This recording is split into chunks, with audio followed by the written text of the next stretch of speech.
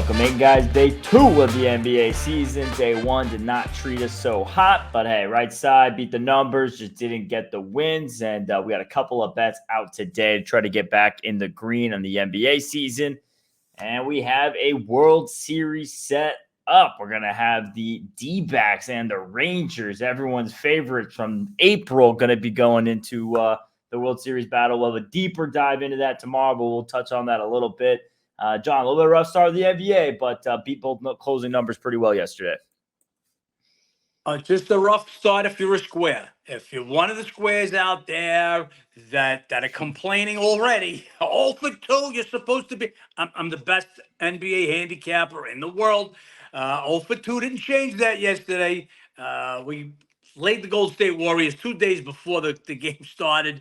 That game went off 2.5, 3, depending on your sports book, and took Lakers +6, -115, and that game closed 4.5 for 5. Squares, the public, do not move the NBA lines.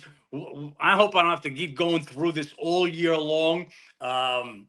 We're going to beat the number. That's what we're going to do.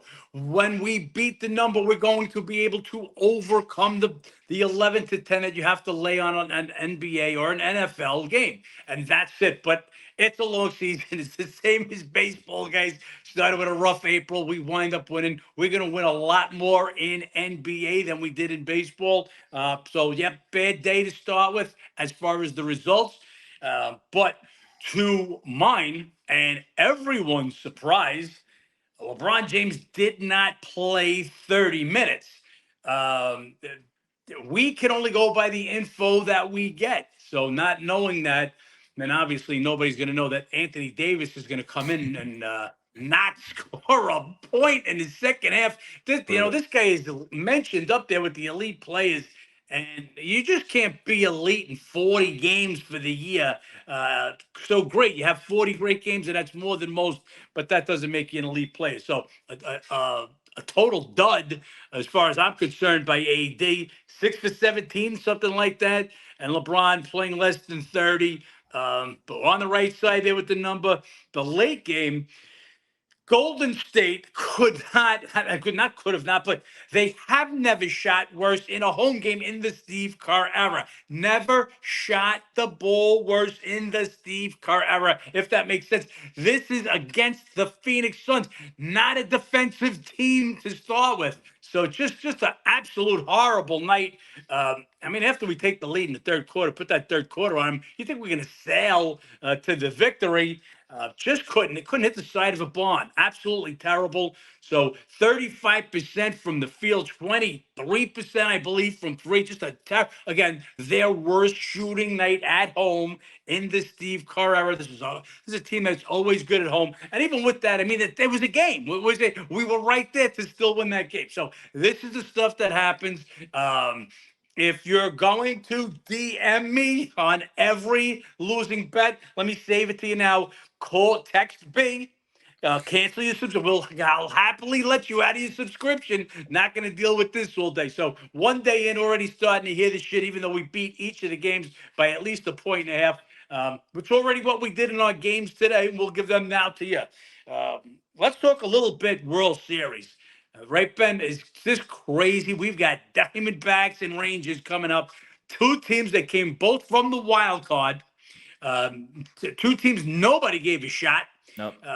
Two teams that finished the season losing games. Texas losing 3 or 4 at Seattle to lose the AL West to drop to the wild card. Arizona finishing off square against the Astros at home. Both going on the road. Texas is yet to lose on the road in the postseason. Arizona has only lost the 2 games in this past series at Philadelphia. They had won the first 2 Milwaukee. They had won 2 back at the Dodgers, and now they're 2-2 at Philly. So that's 6-2 on the road. The road teams having their way in the postseason, but this will be some matchup. I'm looking forward to it. Yeah, going to be a great matchup. A lot of youth in it. Got to like that factor. I will say, Kind of saw it coming a little bit. Back in July, BetMGM gave me a $2 bonus bet. What the hell am I going to do with a $2 bonus bet? Put it on Diamondbacks World Series at plus 2,500, Ravens Super Bowl, and Pelicans NBA. So if that all ends up happening, it's 40 grand. But we're almost to one, almost to step one. We'll see if that actually pulls through. Got to get the first one before you get the next couple of legs in there. Yeah, it's just a little wild card toss. But yeah, going to be a great World Series. And man, fought yesterday. Game 7, going to Philly. I mean, he wasn't lights out, but he was just still not to get torched by that Phillies offense, be able to shut them down, be able to give the bullpen a chance, the team a chance. One of the better pitching performances you could ask for a rookie to have in that situation altogether. Just very impressive. Look, let's not take nothing away from Philly, from Fat or the rest of the pitches, but the Philly hitters the last 2 games. Duds. Look, 23 home runs in the first 11 postseason games, and then just come up empty in the last 2 in their home ballpark. So a little bit of a gag there by the Phillies. Again, not taking nothing away from Arizona. Great job. But Phillies do what all the Philly teams do, whether it's the 76ers or whatever team it is. They get to the big one and just can't pull it off. Eagles got there, had a little lead going to KC, can't get it done. Philly's really on a doorstep. Come home, got to win 1 of 2. Got to win 1 of 2. You got Nola going, who was lights out. We gave you guys Kelly that game 6. We had the D-backs, and then you got Fat going, and Fat. The guy's name is Fat. Come on, and he beats you in your home ballpark. And on to the World Series, Arizona, Texas.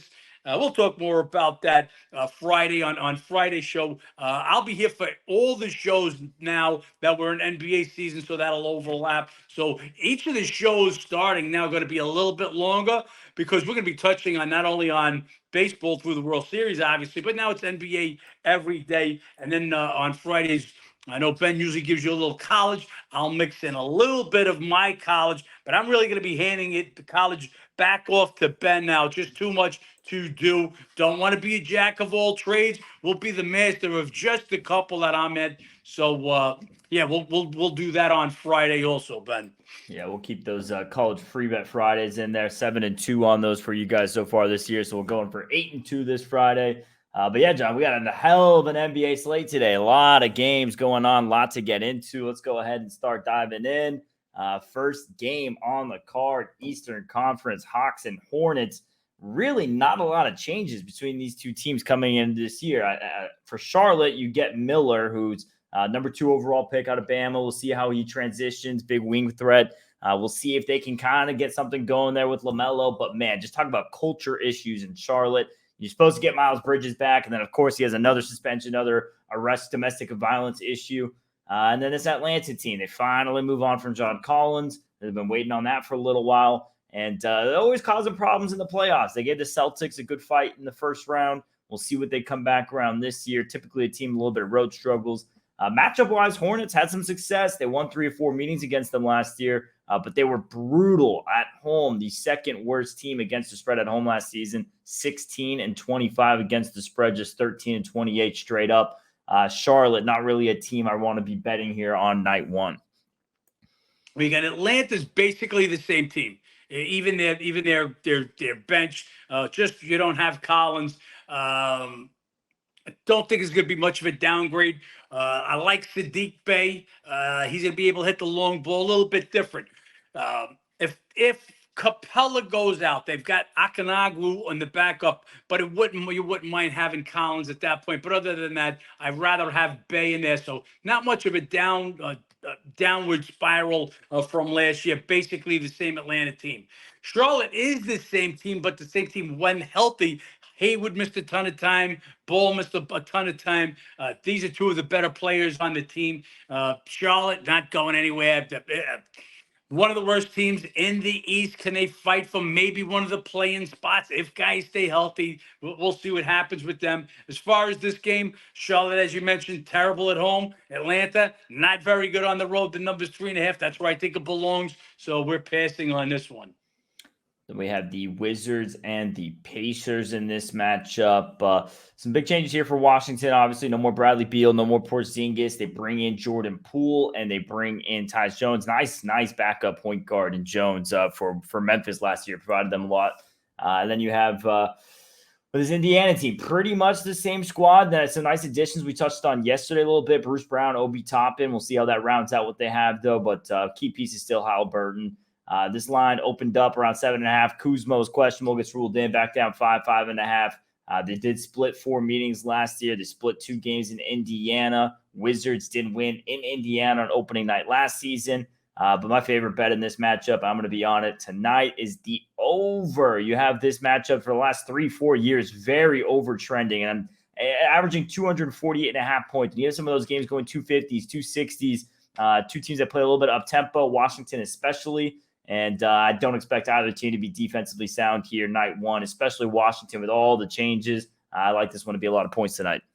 Yeah, it looks like a lot of points. And there's some differences here. So Indiana has basically the same group, adding Brown and Toppin, but it looks like they plan on starting those guys. Looks like those guys are going to be in the starting 5, sending Hield, Jabari Smith to the bench. So two changes in the starting lineup. And then remember, Halliburton, Miles Turner missed a ton of time going down the stretch. So maybe a little time getting their stuff in order. But these are two teams that don't play real good defense. Don't expect it from Washington. Washington's going to score points. Bringing Poole over, I expect a lot better season for Poole as a regular over in Washington. A lot of points to be scored. This number's right where I made it. I made this game 5. Earlier it was 7 on the questionability of Kuzma. Kuzma is going to play. I think the number is right. I think people have got Washington rated just a little too low. They're not a good team, but they're not that absolute terrible. And while I think Indiana will get better, I think they'll get better as the year goes along. Again, integrating 2 guys into the starting lineup. Night 1, we'll see how that all goes. Yeah, a little hot take for me on that team, by the way. Obi Toppin, I think, is going to be the most underrated pickup of the offseason. I think he fits nicely in the team. But if you guys remember the deadline last year, I was really high on Hachimura going to the Lakers. Similar reason, just a really athletic wing. And I never felt like the Knicks used him right. Put him in that offense, put him with a playmaker like Halliburton. I think we're going to see Obi Toppin thrive in that situation. We'll see how it works out. He played some good ball when Randall was out Toppin for the Knicks. So I'm actually a little surprised they let him go. No, so we'll see what ends up happening there. Nice young talent there in Indiana this season. Then we have a nice Eastern Conference matchup. Celtics at the Garden here, going up against the Knicks. And Celtics, talked on it yesterday. Wow, the changes. Brogdon, Smart, Rob Williams, and Grant Williams all out now, all gone. And bring in, obviously, Drew Holiday, Kristaps Porzingis. We'll see how this goes. We'll see how this team gels night 1. Definitely going to be a little bit of a chemistry buildup that takes some time. And then you have this Knicks team, very much so the same group. So I think Obi Toppin's the one real miss you're losing there. Other than that, pretty much the same exact team coming back this season. Knicks won 3 or 4 meetings last year. They split the 2 in New York, and a little bit of a high scoring matchup. 6 of the last 8 going over in this, averaging almost 229 a game. Too many question marks here for the Celtics for me to want to lay them as a road favorite here in night 1. Now, they did get off to a tremendous start last season, but again, that was with a carryover from a finals run team that had a really, really good roster. I don't know if we're going to see that this season as well with the carryover. It might take some time to gel, but arguably the best starting 5 in the NBA. Going to be tough here. Staying away from this game, but it would be Knicks or nothing for me. Yeah, great starting 5 here. Not much in depth. So this will be a team that I'll be looking at in back-to-back, so coming off overtime, stuff like that. You're adding 2 new guys to that starting 5. Jrue Holiday, now the point guard, and Porzingis. So, I mean, again, real solid starting 5. Got to see how many minutes they're going to be able to get. How many minutes do you want to put? When you're thin, you're going to win your games. It's what it's going to take out of you at the end of the year, and that's part of the reason that they're now talking about limiting LeBron James to 28 to 30 minutes per game. I mean, we'll see how long that lasts, and my guess is it ain't going to last long if Anthony Davis don't put some points on the board. Nope. But getting back to this Boston Knicks game, Knicks have won 4 of the last 5 meetings in the Garden. They do give Celtics a little bit of a problem, and yeah, if I had a gun to my head, I'd have to lean to the Knicks. This would be a tough one, though. And we have this gross matchup, Rockets and Orlando. Both teams trying to take massive strides forward. Rockets bring in Udoka. Love the coach hiring. Ever since the back end of the James Harden era, this culture has had so many problems in Houston. I think that's going to be the first step in the right direction. Van Fleet and Dylan Brooks. They bring some vets in and mix with all the young talent they have. They got something to work with finally here with the Rockets, too. It's been a while that they've had something to work with. And then Orlando, really just keeping with the young core. They plug in Joe Ingles, a vet. They needed that presence. We'll see how it goes. Interesting to see the strides Banchero takes this year. Is he going to have a little bit of a step back after averaging 20 plus? Is he going to have that sophomore slump, or is he going to excel and really take this team somewhere? This is a Orlando team I'm high on this season. I think they have a good, and we talked about it yesterday as far as them being competitive against the top teams in the NBA. And you couldn't ask for a better team night one than the Houston Rockets to try to get something going, try to turn a new leaf. So Magic or nobody in this one, but numbers starting to tick up a bit too high. Yep, would agree with you. You get the Magic, who we think can challenge for one of the play-in spots. Same group. They got a lot of time in last year. Same starting 5: Fultz, Suggs, Wagner, Banchero, and Wendell Carter. Not going to threaten the top tier of the East, but they're going to knock off some teams here and there. Houston, I think, is a mess, as we talked about yesterday. To me, who are they better than? Give me a team that they're better than right now. I just don't see it. And you're going to add a couple of new spots. Now, look, love the coach, love what he did in Houston, but he did that with good players. Don't know there's enough good players here to make this even a good team. If this is a rebuild, why do you go get guys like Brooks and Van Vliet? Right. Yeah, Orlando's the better team. They're probably the more ready team on opening night with the same group from last year. Orlando and nobody. And we have the Cavaliers at the Brooklyn Nets. Again, pretty much similar, same teams here for the most part. Obviously, the Nets had a lot of action last year at the deadline. You do have the Cavs who are picking up Strus. It's a nice little wing presence there that they're getting in there. And this Brooklyn team, we'll see what they end up doing with this roster they have. They're deep. That's what the Nets have going for them. They're really deep here. Ben Simmons, what are they going to get out of him? I mean, if he can find a way to get back to where he was, he looked pretty decent in the preseason. Is he mentally better? Who knows? But I'll say this, him and Mikal Bridges, that's your two best perimeter defenders if Ben Simmons is back. So it could be a very good defensive Nets team. All 3 meetings went over last year. No Jared Allen, so that should help out the over a bit more in this matchup too. But Cavs led the NBA in points allowed. And like I said, I think this Nets team can be pretty defensive focused. Weird read on this game going into the season. No feel for it. Not going to have a bet on this one for me. Well, I might have a bet on this one. Cavs already with Jared Allen out, and we're waiting to hear about Darius Garland. If he's out, that's 2 of their 5 starters. That's enough to make me jump on the home team Nets with 2 of the Cavs' 5 starters out. Look, this is a defensive game. Cleveland hung their hat on their defense last year. Now, missing Jared Allen, you're missing some of your D, but Nets played good ball also. Nets were 4th, allowing teams to shoot just 46.3%. And as Ben said, you've got Bridges there, one of your better defenders, and Ben Simmons. If that Ben Simmons returns, that plays lockdown D, this could be a real good defensive team. And that the Nets are pretty much the same. So it's like adding Ben Simmons because he was a non-factor last year. Yep. So this was a good an average team till they got to Philly. They were in the wrong place at the wrong time with Philly. Could not match up with Philly. Philly slaughtered them in the playoffs. But if Ben Simmons is right, Nets could be an interesting team. We'll see. They will be a defensive team. That much we know. Again, no Darius Garland. I'll be all over the Nets in this one. Jared Allen already ruled out. And we have the Pistons taking a trip down to Miami. Cade Cunningham only had 12 games last year. He's supposed to be back and healthy. We'll see how he looks. They're going to be without Bogdanovich. Then you have, as far as this Miami team, no real additions. They lose Vincent and Strus. How much is that going to hurt them? Obviously, coming off a finals run loss there. And in the regular season, they were an underwhelming regular season team last year already. They were the 2nd worst team at home against the spread last season, 14-25-2 against the spread at home. and they were last in scoring. So a team who was bottom 2 as far as covering numbers at home and the worst team as far as scoring. Tough to lay any 9-10 point favorite here with them on opening night. Would be Pistons or nobody. Pistons had success in this matchup. Heat have won 7 of the last 10 meetings, but Pistons 8-2 against the spread, 5-0 against the spread their last 5 trips to Miami, and that includes a win last season, blowout win, 116-96. You could argue a little home revenge factor here for Miami, but I wouldn't bet them on this one. It'd be Pistons or nobody, and we're on the under in this one, John. Yeah, the under these are two teams during the regular season just could not score. So Miami could not score and held the other teams down to low points. Gonna have to see what Detroit looks like. They'll be missing their leading scorer from last year, Bogdanovich. He's gonna miss about the first month of the season.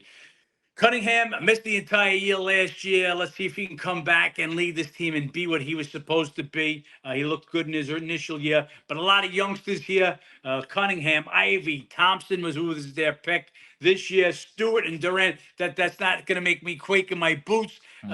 Miami coming off that long, finally unsuccessful run, losing to Denver in 5. But what they did in the playoffs just can't look.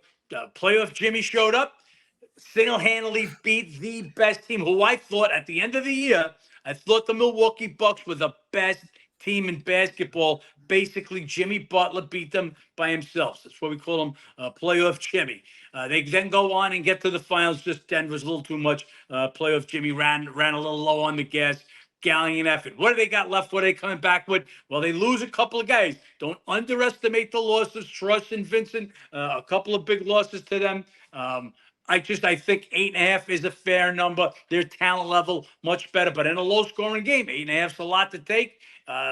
This is a game we like the under. We gave out the under at under 220.5, and you can see now, guys, that line has moved down to, was it 2?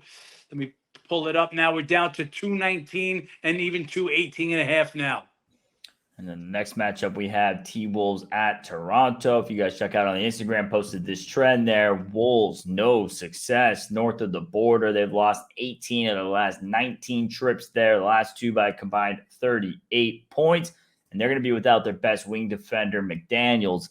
As far as the season read with Minnesota, I mean, if you guys watched us at all last season, you guys know John and I both just very pessimistic as far as this outlook of Rudy Gobert and Karl-Anthony Towns as far as actually working. I will say the one benefit they have to this 2 big man roster they're trying to build around a little bit with Anthony Edwards is the best team in the NBA right now happens to have a center on it who's the best player in the league. So that's one benefit, I guess you could say you had in Minnesota. You match up well with Denver. Outside of that, matchups like this, it's going to be very difficult.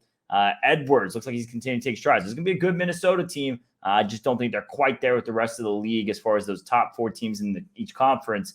And then Toronto, we'll see what they get going this season. You lose Nick Nurse. That's a big loss as the head coach.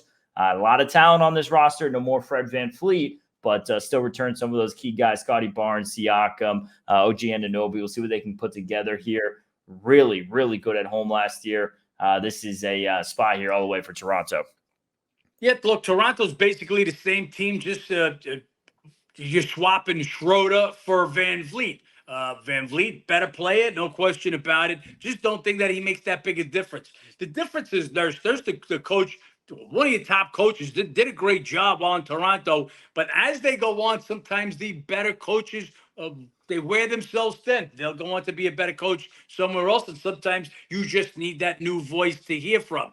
A lot of people at Toronto way down. There's still a lot of talent on that squad. And one of the big things, guys, trends. The trend is your friend. 18 of the last 19 trips into Toronto, the Raptors have won. And they've won the last 2 by 30, a combined 30-something points. We're on Toronto. We took that plus 1.5, and you can see that game picking some spots, or actually Circa just went to Toronto one. And we have the Thunder at the Bulls, pretty much the same young Thunder team. Add in 22 number 2 overall pick, Chet Holmgren. We'll see how he comes in looking this season. Then you have this Bulls team. Again, very similar. It's the same exact starting 5 they had as last season. Still no Lonzo Ball. And if you guys have been keeping up with the news, obviously he's not expected to be coming back this season at all. So we'll see if he's ever going to be in the mix again. The Chicago team, though, Just very underwhelming. They go on these streaks, they go on these runs. Some weeks they look like they could be one of the competitive teams in the East. Sometimes they look like they belong down there with Orlando and Detroit. So we'll see what we get out of the Bulls this season. OKC, though, I think there's no doubt in my mind they are trending upward at a fast pace. Made a lot of money in the last couple of seasons. Get a lot of value with them usually. Not as much, but hey, I'll give them the nods. I think they're the better team than the Bulls in this matchup. Obviously, you have a little bit of a home edge there, but OKC really good on the road last season, 21, 17, and 3 against the spread. Would be OKC or nothing in for me in this matchup.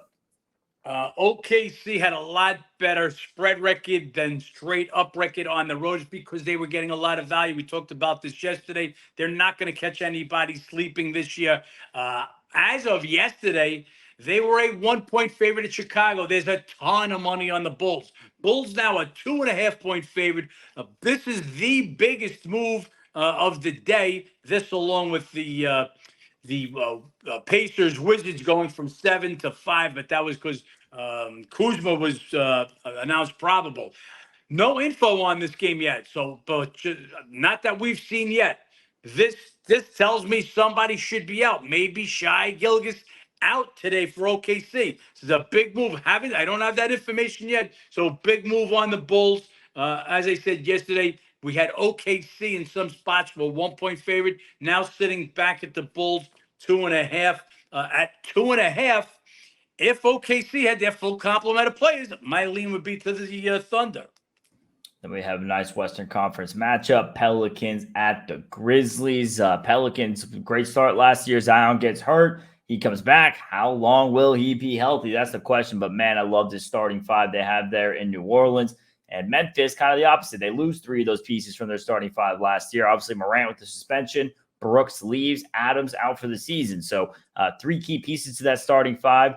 They bring in, 2022 defense player Marcus Smart. We'll see how it works. D Rose brought in, which I think D Rose is a little bit more of a mentorship piece for Ja Morant than anything. But hey, while he's suspended, I'm sure D Rose is going to get a little bit of point guard minutes there. We'll see how it plays out.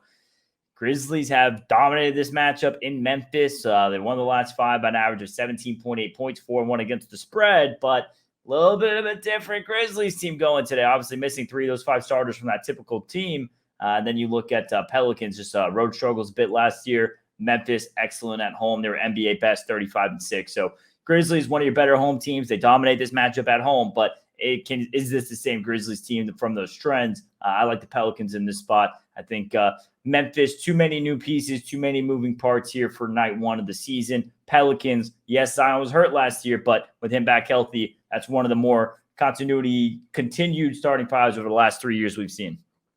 Yeah, Memphis. Memphis is going to have Ja Morant suspended for the first 25 games. They used to do well, even with Ja out, but they had Jones as the backup, and he played great. Well, he's gone also. So you've replaced those two with Smart, D Rose, the St. D Rose from 10 years ago, guys. Big downgrade in your point guard. So now you're going to miss. You're going to miss Brooks also, who was a nice 3-and-D guy for you, and Adams. You look at Memphis last year, and when he went out, this is when they start to tail off. He does the little things, which aren't little things.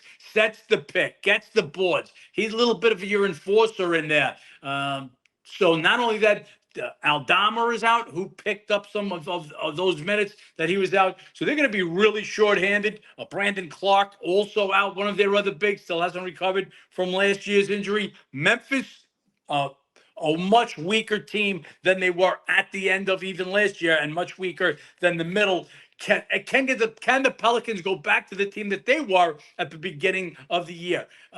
Everything says Pelicans over this one, but again, we always talk about the trend is your friend. 5 straight losses in Memphis by a total of 17, by an average of 17.8 points per game. That's a little too much for me to overcome. Some of these the first week or so of games want to get a better idea. It's easy to read reports and hear what the players say and hear what the coaches say. Remember, we always say there's coach speak. You got to try to read him between the lines. He looks great. He looks this. Yeah, AD was supposedly to look great. LeBron looked great. And LeBron plays 29 minutes last night. So we want to see how their rotations are working out. Very few games that I'll want to jump on unless I see a big edge, which I do in the Toronto game. Don't see that one in this game, but I see what Ben sees. Definitely right now, New Orleans roster a better team, but are they on the road at Memphis where they've had no success, and can they pick back up where they left off before the Zion injury last year? We had the Kings at Utah. Kings, pretty much the same exact squad they had last year. They took a massive step forward last year, a leap forward last year. Can they do that again? Can they keep climbing with this team? Young and improving. We'll see how they go this season. Obviously lost to the Warriors. They were the NBA best, 27-14 against the spread on the road. We'll see what they go here. They're the best straight-up record in the West on the road. And this Utah team, obviously in a rebuilding phase after dealing everyone. They did take a flyer picking up John Collins in that trade. We'll see how that pans out, obviously, with Lauri Markkanen and what they're trying to build up there. This is a very high-scoring matchup. The over 6-1 the last 7, averaging 240.6 points per game. Could only look at the over in this matchup. And Sacramento on the road here. Utah, just two teams going two different directions. Literally the same year, Utah takes a massive step down. Sacramento takes a massive step forward. I don't want to be going against that here on opening night. Well, Sac is the same team as last year. And just remember, Utah at the end of the year, another team that was absolutely decimated. Clarkson was out. Markkanen was out. So now these guys are back. Collins is back. They've got a nice little squad. I can see Jazz fighting for one of the playing spots out west. Absolutely. Also take into account Sacramento lost Game 7 to the Warriors, and that's their next opponent. We always talk about look-ahead games. I do not want Sac in this game. I think their eyes are on the next game. Utah could shock them tonight. It would be Utah or nobody for me tonight. Then we have the debut of Victor Wembanyama going up next. Mavs Spurs in this matchup. Luka's questionable. That line was sitting down lower, 3.5, ticking up 4.5, looking like he's trending to play. We'll see, though. That's just line movement. No official word yet. Collins, who's going to be playing center with Wembanyama at the 4, is questionable, and Graham serving a 2-game suspension. We'll see what we get in this matchup. Who's actually in? Obviously, that affects everything here. Really tough to know what you're getting with this Spurs team. How are they going to look with Wembanyama game 1? Obviously, going to be a lot of growing pains. And if you guys watch preseason all, as good as he looked, there were moments where you could tell the Spurs were forcing in the ball, forcing the plays around him. So there's going to be a little bit of that trying to gel. We'll see how it works out. Mavs, a little bit of ownership here as far as winning 7 last 8 meetings, but just 3-5 against the spread. And last 6 meetings sailed over 251.8 points per game average. Would be looking onto that in this one. Would need Luka obviously in the game if you're playing it over. You need Luka, but yeah, look. San Antonio played no defense last year. Only team in the NBA to allow opponents to shoot over 50%. How much of a difference can Wembanyama make in that category? And he's got to make a big difference. But yeah, over or nothing. As far as the game itself, it's all about Luka. Can Luka and Kyrie, we talked about it again yesterday, these are 2 of the most talented offensive players in the NBA. Either one could go for 40, 50 in a night. Yeah. So what can this team do? Now they had a little time at the end of last year, a little training camp. What can they get it together? Can they be a force out west? My guess is they can't. Defense wins championship. Neither one recognizes a defensive player, so we'll see how it goes. But yeah, if Luke is in, and again, is he 100%? A lot of these guys, if they're not 100%, like Booker at the last minute, they saying his toe injury, he lit it up. He was the best player on the court last night. It didn't look like there was anything wrong with him. But over or nothing until I see if Wembanyama can make any kind of difference to that putrid San Antonio defense. As far as the game itself, 5 is the right number with a healthy Luka. It all depends if he's in or out, how he changed the number. And then last game on this card, Blazers at the Clippers. Clippers, same usual suspects. At least they have a healthy Paul George and Kawhi. Obviously, we're going to get an extended look at how it looks with Russell Westbrook with this team now. And as far as Portland, I mean, damn, you finally let go of Dame. They get a nice return. Ayton, Brogdon, Robert Williams. We'll see how that all fits in. So some of their nice pieces alongside that. Grant, Simons. So we'll see what Portland can go here. They get the number 3 pick, Henderson. They got a lot of pieces, a lot of stuff to work with. My problem is it's a lot of new everywhere. And Clippers, yes, they've had their health issues, but hey, healthy night one, same exact team with Russell Westbrook coming back in the mix again. They're going to have the experience factor, the chemistry edge, 100%, and absolute ownership. 12-1 straight up, 10-3 against the spread the last 13 meetings, 7 straight in LA. Big number on this game for a good reason. Could only look at the Clippers in this matchup. Yeah. Only down spot for Clip. They were set to have Man in the starting lineup. He was going to be that 5th guy to go along with Westbrook, PG, Kawhi, and Zubac. He's out. He's not going to play. So it's my guess either they'll move Morris or Batum, who started last year. They'll move either one of those guys back into the starting lineup.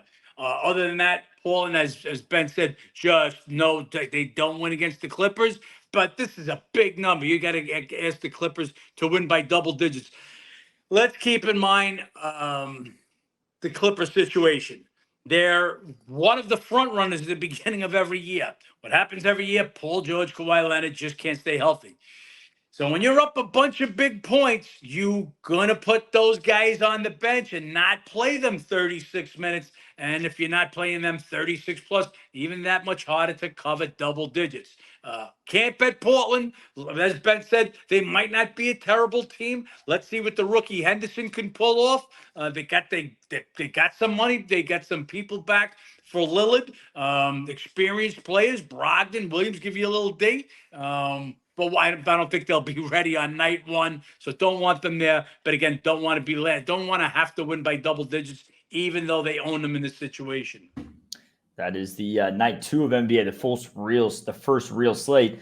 Tomorrow, only a pair of NBA games, Thursday Night Football, and we'll get a more in-depth breakdown for the World Series Game 1, as long as we have pitchers listed there for that matchup coming up on Friday. So couple of bets we gave you guys there for free. Still 5 bets already out for NFL this week, guys. If you guys haven't yet, go check it out on the app or the website if you guys want to get access to those. And John, I don't know if you have anything else here, but hopefully we can get it on the right foot here for the NBA season tonight. Yeah, no, we want to thank the guys because yesterday was our most watched podcast. How many numbers did we get up to, Ben? Go over 500 on YouTube and Spotify. Over 500. Hey, get us to 1,000. If there's some way we could double this, we'll start giving our bets out here. Always remember, guys, we shoot the podcast early in the day. We're waiting on the Darius Garland information for the Cleveland Net game. That's going to decide whether we got a bet or not. The only way to get that information, you got to become a member. So we love having you on the podcast. Again, try to help us out. Give us a like, make a comment, share. But to get all the information, the up-to-the-minute information, as we continue to tell you, nothing like NBA. On Fridays, we get a general idea once they announce the practice report in the NFL. In the NBA, it's literally an hour before you know who's in or who's out, and especially as the season goes on. So that's the only way to get that information is to become a member. We get that information right out. Me and Ben on top of this like nobody's business. We're on top of the line constantly. Every bit of information we get out to our members as soon as possible. Yep, and you guys know we talk about trends a lot. Trend here, MLB season started with a loss, NFL season started with a loss, and those have treated us pretty damn good so far this year in 2023. So hopefully that was the right trend we needed to get off on the right foot with a loss and then move forward here. Yeah, no, look, the trend that I want to be on is I want to do what we did to the line yesterday every single day. The wins and losses will take care of themselves. You can't beat its numbers, guys. Besides the actual sport, it then becomes about numbers. If you bet, let's just say the final line on the Warrior game last night was 3. So if you bet an equal amount of times at -3, an equal amount of times the favorite will win, an equal amount of times the dog would win. If we would take 5 and the line was 3, we're going to win X plus that amount of games. I'm just watching this Dallas line movement. We might have no, as I'm talking to you guys right now, the line moving down to 4 again from 4.5. So we'll look for that, Luca. But so in other words, if you're taking 5, the dog is going to win. If the line is supposed to be 3, more than that 52.4%, then you need to show a profit. If you're going to lay 1, as we did on the Warriors, and the line is 3, you're going to win. You're going to win more than you're laying that 11 to 10, and that's all it's about. So we continue to beat the numbers. We'll win. The winning will take care of itself. We started small yesterday because that's how the beginning of the season is. A little tricky. Stuff we weren't expecting and nobody else was. Not we missed anything. Word wasn't out there that LeBron was going to be playing under 30. We will win as we beat the numbers. Stick with the program. It hasn't failed me in 40 years. Not going to fail me this year. Appreciate you guys tuning in. As always, we'll be back tomorrow. Like, comment, subscribe below. Let's make some money. Let's make some money.